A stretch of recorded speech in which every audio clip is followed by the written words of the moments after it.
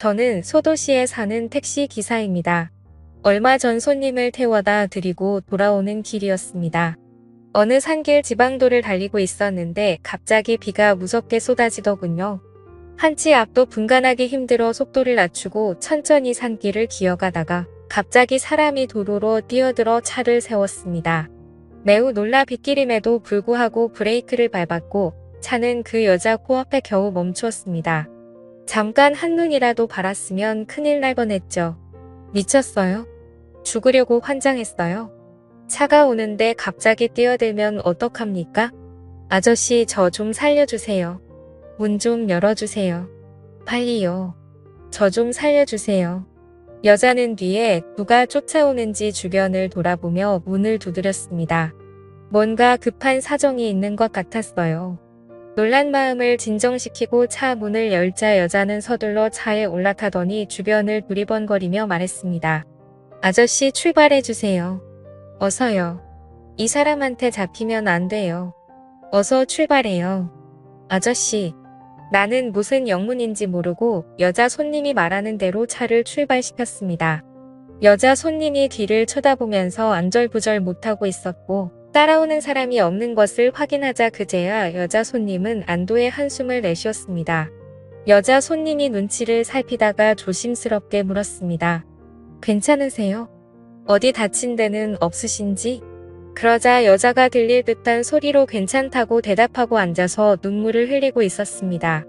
뭐라고 얘기를 해야 할 것 같은데 뭐라고 해야 할지 모르겠더라고요. 그래서 나는 차에 둔 휴지를 뽑아서 그 여자에게 주었습니다. 무슨 사정이 있는지 모르겠지만 보고 있으니 너무 안타까웠습니다. 산길을 벗어나니 퍼붓던 비가 조금씩 잦아들었습니다. 그런데 어디까지 모셔다 드려야 할지요? 목적지를 말씀해 주시면 그쪽으로 가겠습니다. 택시비는 천천히 주셔도 되니까 너무 걱정 마시고요. 날씨도 어두워서 아무데나 내리시면 안 되겠지 않습니까? 저 아무래도 집에 다시 들어가 봐야 할 것 같아요. 지금은 못 가고요. 새벽에 남편 잠들고 나면 그때 들어가면 됩니다. 내일 일도 하러 가야 되고요. 여기서 내려주시면 집까지 걸어가면 됩니다. 그러면 남편이 자고 있을 거예요. 참 난감하더라고요. 그때 시각이 벌써 밤 9시 30분경이었는데 도로에 여자 혼자 내려주기도 그렇고 그렇다고 여기서는 안 내려주는 것도 이상하고요. 그래서 일단 차를 세우고 손님에게 다시 한번 물었습니다. 밤인데 여기서 내려도 괜찮겠습니까? 네. 계좌번호를 적어주시면 택시비는 보내드리겠습니다. 아이고 됐습니다. 그거 얼마나 나왔다고요? 택시비는 신경 쓰지 마세요. 그러자 여자 손님은 죄송합니다. 고맙습니다. 인사를 하고 차에서 내렸습니다. 그런데 차에서 내릴 때 여자 손님은 맨발이었습니다. 신발을 신을 새도 없이 도망 나온 것 같았습니다. 손님이 내리고 나서 차를 출발시키기는 했지만 신발도 안 신은 사람을 불빛 하나 없는 도로에 내려주고 오니 역마음에 걸려서 안 되겠더라고요. 혹시나 나쁜 마음을 먹으면 어쩌나 이러다 잘못되기라도 하면 어쩌나 걱정이 앞섰습니다. 에라 모르겠다. 일단 사람부터 살리고 보죠. 그래서 저는 차를 돌려서 그 여자 손님이 내린 곳으로 갔습니다. 도착해보니 여자 손님은 멀리 가지도 못했더라고요. 손님. 아무리 생각해도 집까지 걸어가기는 너무 멀어요. 손님 신발도 없잖아요. 일단 타세요. 그러자 여자는 미안해서 그런지 잠시 쭈뼛거리고 있다가 죄송합니다. 고맙습니다. 라고 말하며 차에 올라탔습니다. 지금 집에 모셔다 드리면 너무 이르지요? 거긴 고개 넘어가면 24시간 하는 해장국집이 있는데 해장국이나 한 그릇 하시겠습니까? 저는 아직 저녁도 못 먹어서 위장이 쪼그라드는 것 같네요. 제가 오늘 굶어 죽겠습니다. 손님도 식사 못 하셨죠? 네. 그런데 죄송해서. 죄송하기는요. 계좌 번호 적어드리면 밥값 보내주시면 되죠. 가십시다. 나는 이제 배가 고파서 말할 힘도 없습니다. 그리고 비를 많이 맞으셔가지고 옷이 다 젖어서 춥겠습니다. 히터 3개 틀어드릴 테니까 옷 좀 말리세요. 네. 고맙습니다. 저는 히터를 제일 세게 틀고 옷 좀 말리라고 일부러 천천히 운전했습니다. 그리고 한 20분쯤 후에 해장국집에 도착했습니다. 저는 차 트렁크에 있는 슬리퍼를 꺼내서 여자에게 건네주고 우리는 같이 해장국집으로 들어갔고 한마디 말도 없이 해장국 한 그릇 뚝딱 해치우고 나니 살 것 같았습니다. 저는 그제야 여자 손님 얼굴을 자세히 보게 되었는데 여자 손님은 나이가 50대 초중반쯤으로 저보다 몇 년 아래인 듯 했습니다. 얼굴은 어디 넘어졌는지 아니면 남편에게 맞았는지 상처가 나 있었습니다. 여자는 많이 고단해 보였고 좀 쉬어야 할 것 같다군요. 해장국집에 나온 후 저는 근처 공터에 차를 세웠습니다. 엄청 고단해 보이시네요. 여기서 잠깐 눈 좀 붙이세요. 저는 오늘 하루 종일 운전하느라 앉아만 있어서 밖에서 좀 걸어야겠습니다. 저 신경 쓰지 마시고 편하게 좀 쉬세요. 1시간쯤 뒤에 댁에 모셔드릴게요. 저는 그렇게 말하고는 밖으로 나왔습니다. 비가 쏟아지고 난 다음이라 그런지 최여름 밤 공기가 깨끗하게 느껴졌습니다. 근처에 아카시아 나무가 많은지 바람이 불어오니 아카시아 향기가 진하게 전해져 오더군요. 12년 전 아내를 묻을 때도 그랬습니다. 암으로 세상을 먼저 떠난 아내를 선산에 묻었는데 초등학교 다니던 아이들도 울고 저도 울고 가슴이 멍멍해서 잘 가라는 말도 나오지 않았습니다. 너무 슬프고 막막해서 망연자실하고 있는데 어딘가에서 진한 아카시아 꽃 향기가 전해져 왔습니다. 그런데 그 향기를 맡으니 이상하게도 마치 아내가 옆에 와 있는 듯 느껴졌습니다. 나는 좋은 곳으로 가니 걱정하지 말라고 먼 훗날에 좋은 데서 다시 만나자고 말하는 것 같았지요. 그때 그 향기가 코끝을 스치니 죽은 아내가 떠올라 저도 모르게 눈물이 흘러내렸습니다. 말은 많지 않았지만 속정이 깊었던 사람이었습니다. 수줍음이 많아 웃을 때도 큰 소리를 내서 웃는 일이 잘 없었는데 웃는 모습이 하도 해맑아서 보고 있으면 제 마음에 있던 걱정도 거치는 듯 했지요. 아내가 떠나고 난 후에 둘 키우고 먹고 사느라 바빠 아내는 잊었다고 생각했는데 그렇지도 않은 모양이었습니다. 문득 떠오른 아내 생각에 한숨을 쉬고 있는데 여자에서 잠든 줄 알았던 손님이 어느새 옆에 와 있었습니다. 그 여자는 한동안 말없이 비온을 시원하게 불어오는 밤바람을 쐬며 서 있었습니다. 그러다 문득 여자가 자기 얘기를 꺼내더군요. 남편한테서 도망치고 싶었어요. 그런데 결혼은 내 맘대로 해도 이혼은 내 맘대로 안 되네요. 남편은 저를 믿지 못해요. 자꾸 저를 이상한 여자로 생각해요. 결혼하고 얼마 안 돼서부터 그랬네요. 내가 24살에 그 사람과 결혼했으니 그렇게 살아온 세월이 거의 30년이 다 돼갑니다. 남편은 애를 못 낳는 사람이에요. 흔히들 씨 없는 수박이라고 하지요. 그래서인지 자격지심이 심하고 의심하는 병도 심해요. 의심하는 병은 약도 없더라고요. 아무리 아니라고 해도 안 되고 내 속을 다 드러내 보여도 안 돼요. 바람은 남편이 폈다고 했어요. 밖에서 이 여자 저 여자 참 많이 만났는데 저한테 들키면 다 저 때문이래요. 제가 바람 피우니까 자기도 다른 여자 만나는 거래요. 그런 적 없다고 아무도 안 만났다고 하면 독한 년이 끝까지 거짓말한다고 해요. 남편이 맘대로 생각하라고 하면 그럴 줄 알았다고 온갖 더러운 욕을 다 퍼부어요. 같이 사는 게 너무 힘이 들어서 헤어지자고 그랬어요. 그랬더니 어느 놈하고 살림을 차리기로 했느냐고 난동을 부렸어요. 사람이 눈이 돌아가서 미친다는 게 뭔지 그때 처음 봤어요. 그때부터 손찌검 하더라고요. 처음에는 그냥 툭툭 쥐어박는 정도로 시작하더니 나중에는 어느 순간부터는 일도 안 하더라고요. 그래서 제가 간병 일을 시작했어요. 제가 간병하는 사람은 나이 많은 노인인데 중풍으로 사지마비가 와서 제대로 움직이지도 못하는 사람이에요. 그런데 간병하는 사람이 남자라고 하면 난리가 날 것 같아서 그냥 여자라고 했어요. 나이 많은 할머니라고. 그런데 어떻게 알았는지 제가 간병하는 사람이 남자인 걸 알았던 모양이에요. 그걸 알고 오늘 난리가 난 거예요. 2년이 간병 핑계대고 첩질한다고 다른 놈 집에 가서 살림 살면서 자기를 속였다고 둘이 같이 죽자고 덤비더라고요. 그래서 도망쳐 나왔어요. 맨발인지 비가 오는지 옷이 찢어졌는지도 모르고 무작정 살기 위해 도망 나왔어요. 다행히 살긴 살았네요. 들어가도 괜찮으시겠습니까? 얘기 들어보니 가만히 있지 않을 것 같은데. 설마 죽이게 하겠어요? 죽이면 죽죠 뭐. 여자는 뭔가 결심을 한 듯 보였고 저는 더 이상 뭐라고 할 수도 말릴 수도 없었습니다. 저는 잠시 후 그 여자 손님을 집 근처까지 바래다 주었고 택시에서 내리기 전 제 연락처와 계좌번호를 묻더라고요.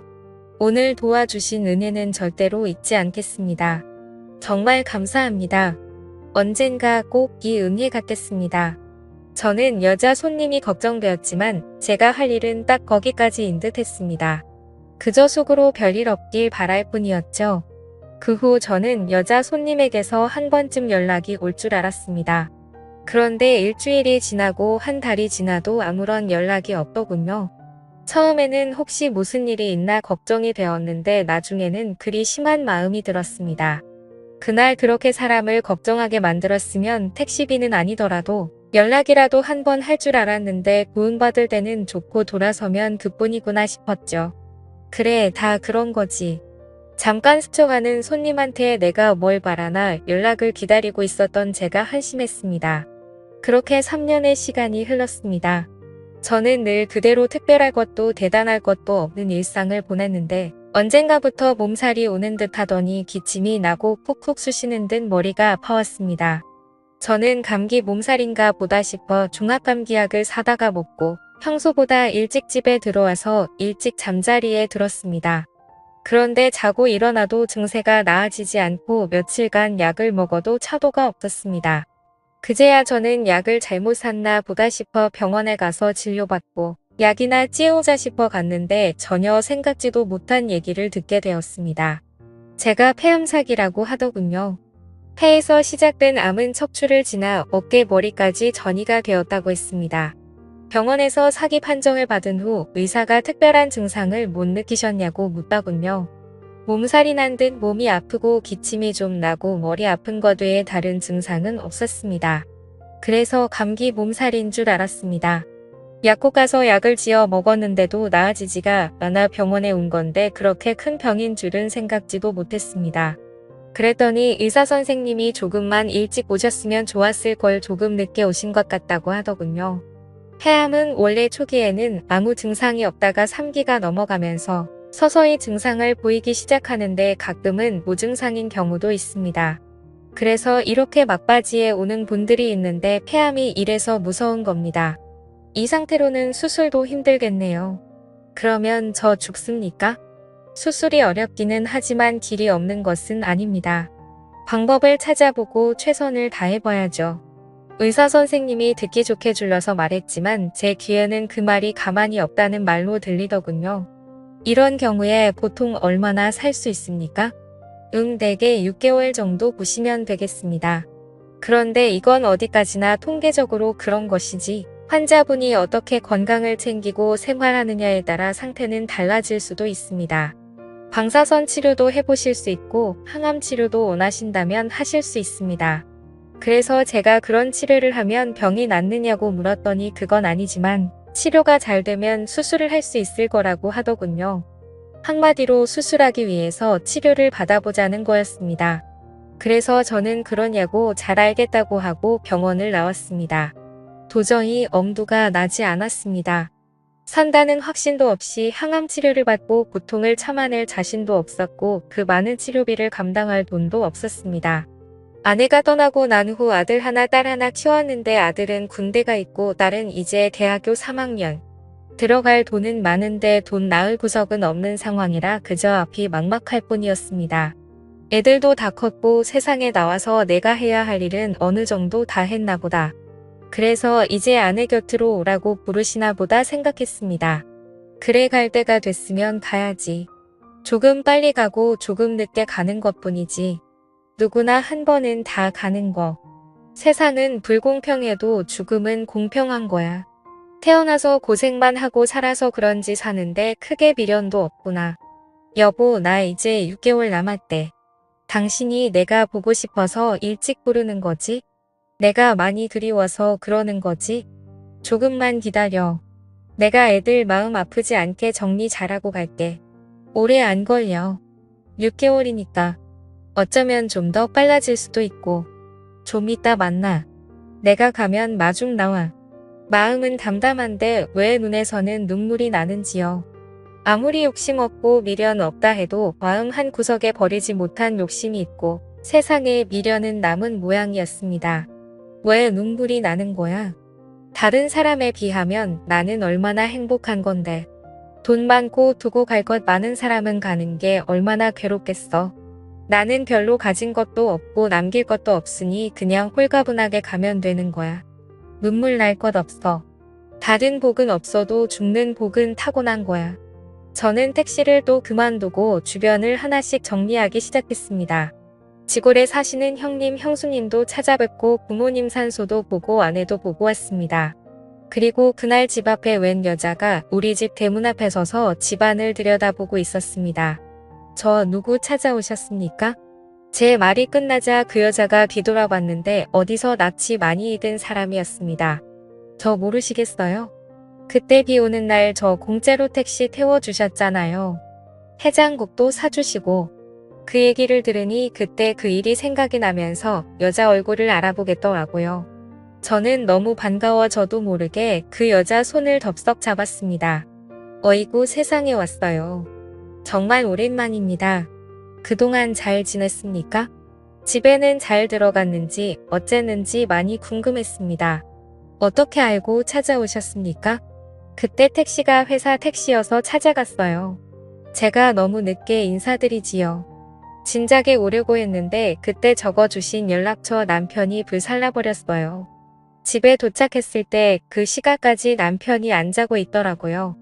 어디 갔다 왔느냐고 도망가 버린 줄 알았다고 미안하다고 하더니 제 손에 쪽지가 있는 것을 보고 놀라게 됐어요.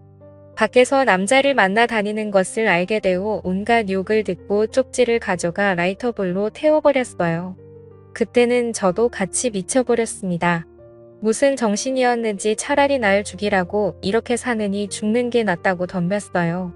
그리고는 실제 상황을 알게 된 거예요. 그렇게 한동안 병원에서 신세를 지냈습니다. 병원에 있는 동안 사람들이 왜 그러고 사느냐고 경찰에 신고하고 병원에 가서 다시 돌아가고 싶었죠. 그런데 그날 밤에 병원에 도착한 남편이 다시 돌아가고 싶었죠. 그렇게 한동안 병원에서 신세를 지냈습니다. 병원에 있는 동안 사람들이 왜 그러고 사느냐고 경찰에 신고하고 이혼하라고 하더라고요. 그 정도 되면 남편이 이혼 안 해준다고 해도 이혼할 수 있다고요. 그때까지 남편이 이혼 안 해주면 이혼도 못하는 줄 알았는데 주변 사람들이 알려줘서 이혼할 수 있었어요. 그 지겹고 지독한 집구석을 그렇게 벗어났네요. 그런데 얼굴이 많이 상하신 것 같아요. 어디 아프세요? 많이 아프지는 않은데 얼마 못 산다네요.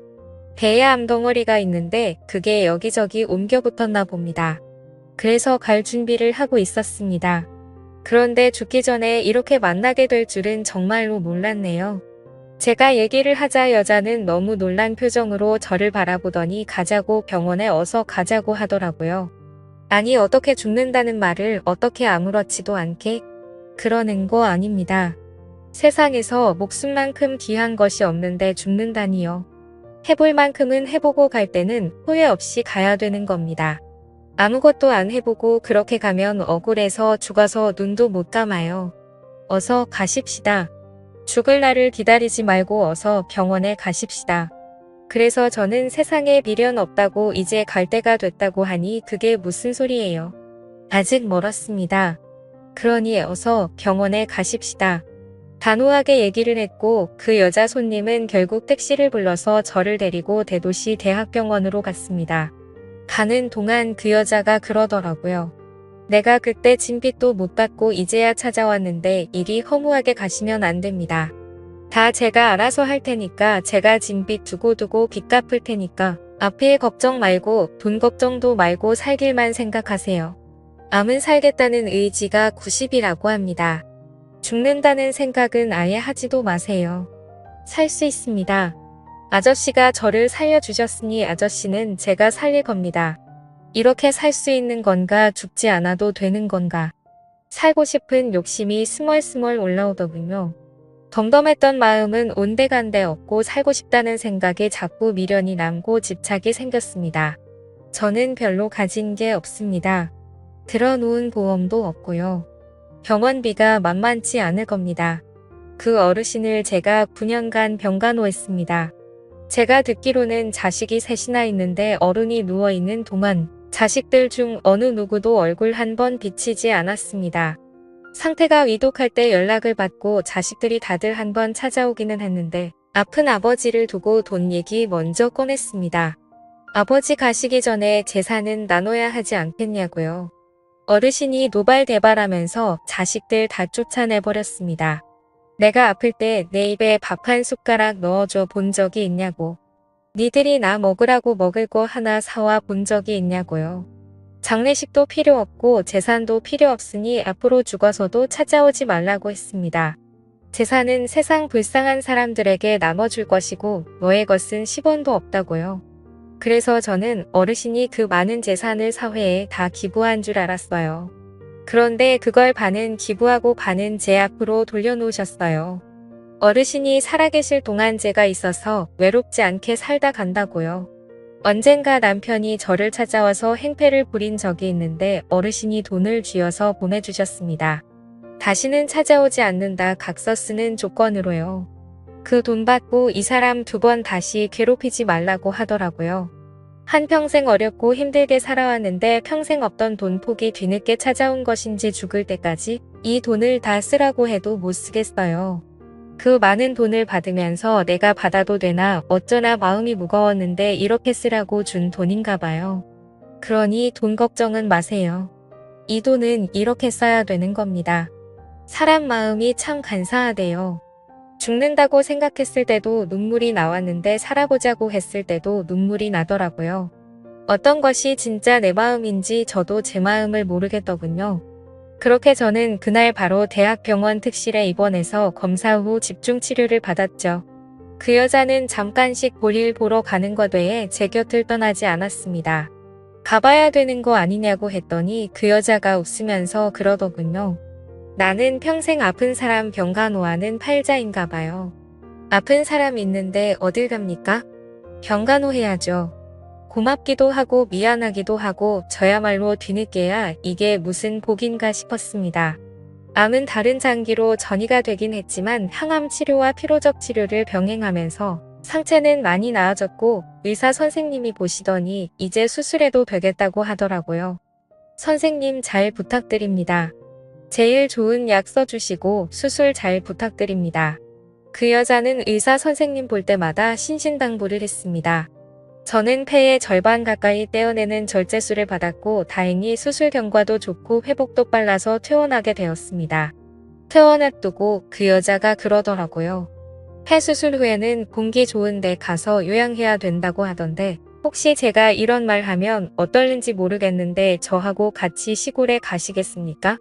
마당도 있고 뒤에는 텃밭도 있어서 농약 안 치고 채소도 길러 먹을 수 있을 것 같은데 저야 좋지만 매일 제 병관을 하시고 거기 저랑 같이 가시면 제 뒤치다거리 해야 될지도 모르는데 귀찮지 않습니까? 조실붕어하고 구하로 자란 내가 이 나이 먹도록 자식이 있길 하나 형제지간이 있길 하나 세상 톨톨 털어 의지할 곳도 없는데 사람이 귀찮으면 되겠습니까? 저번에 병원에 왔을 때 보니까 아저씨 딸도 참 예쁘게 컸고 아들도 참 잘 자라던데 내가 도와줄 수 있는 건 없을까? 그 여자는 그저 내 몸을 안아주고 내가 도움이 좀 되고 싶더라고요. 생판 모르는 사람도 돕고 산다는데 이렇게 인연이 맺어졌으니 돕고 살면 좋을 것 같아서요. 아저씨만 부담스럽지 않으면 그렇게 하고 싶네요. 그 얘기를 듣는데 제가 이 여자를 너무 그냥 놔주는 건가 하는 생각이 들었습니다. 여자가 용기를 내어서 얘기하는데 가만히 듣고만 있으면 남자 체면이 말이 아니더라고요. 그래서 저도 용기를 내어서 말했습니다. 아주머니 아니 용순씨. 내 옆에 있어줘서 도망가지 않고 나를 돌봐줘서 정말 고맙습니다. 그리고 언젠가부터 이 얘기는 하려고 했는데 그때 처음 본 날 우리는 뭔가 인연이 있었는데 우리는 뭔가 인연이라는 생각이 들었습니다. 연락이 올 줄 알았는데 연락이 안 와서 얼마나 섭섭했는지 모릅니다. 그런데 이렇게 찾아와 주어서 내가 얼마나 행복한지 몰라요. 내 몸이 더 건강해져서 오래오래 용순 씨와 함께 하고 싶습니다. 죽은 제 아내가 들으면 섭섭할지 모르겠는데 죽을 때까지 용순 씨하고 행복하게 한번 살아보고 싶습니다. 그렇게 저는 용순 씨와 시골에 자리를 잡게 되었고 우리는 그곳에서 우리 둘만의 조촐한 결혼식을 올리고 사진도 찍었습니다. 용순 씨와 함께 산지 벌써 2년이 흘렀네요. 즐겁게 살아서 그런지 몸도 점점 건강해지고 있고 가끔 병원에 가서 검진을 해보는데 아직까지 재발은 없다고 하더라고요. 아내한테 곧 만나자고 인사를 했는데 그때 한 인사는 취소해야 할 모양입니다. 6개월이라고 했는데 앞으로 60년만 더 기다리라고. 용순 씨하고 100살 넘어서까지 살다가 천천히 간다고 해야겠습니다. 원래 정해진 인연이 있는 건지 아니면 인연은 우연히 맺어지는 건지 모르겠습니다만 이렇게 맺어진 인연을 귀하게 생각하고 소중히 아껴주며 살아가겠습니다. 용순 씨와 함께 산지 벌써 2년이 흘렀네요. 제 사연을 읽어주셔서 감사합니다.